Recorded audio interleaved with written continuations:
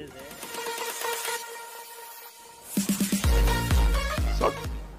চৰকাৰৰ পৰা দৰমহা বেছি পাবৰ কাৰণে আমৰ অনশন কৰিব নালাগে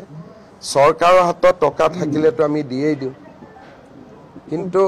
অংগনবাড়ীৰো দৰমহা বঢ়াব লাগিব আশাৰো দৰমহা বঢ়াব লাগিব আপোনাৰ মিড ডে মিলৰো দৰমহা বঢ়াব লাগিব একেলগে চৰকাৰখনে ইমান কাম কৰিব নোৱাৰে আমৰ অনশন কৰিব লাগিছিল যদি 2 বছৰ আগতে কৰিব লাগিছিল সমস্যাটো সমাধান হৈ গ'লহেঁতেন ইলেকশ্যনৰ আগত এইবিলাক কৰাৰ প্ৰয়োজন কি আছে তথাপিতো মই শিক্ষামন্ত্ৰীক কৈছোঁ যে দৰমহা যদি কিছু বঢ়াব পৰা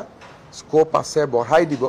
কিন্তু ইলেকশ্যনৰ সময়ত যিসকলে আন্দোলন কৰে সেই আন্দোলনবিলাক জেনুইন নহয় যদি ভোক লাগিছিল তো 5 বছৰে ভোক লাগি আছিল গতিকে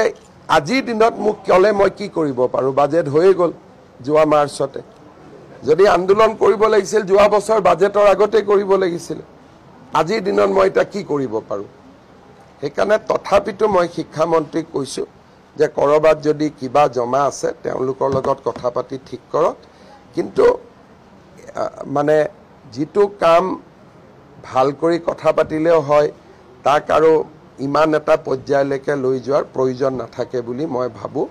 আৰু মই ভাবোঁ যে তেওঁলোকে শিক্ষামন্ত্ৰীৰ লগত কথা পাতিব লাগে ময়ো শিক্ষামন্ত্ৰীক কৈ দিম কথা বতৰা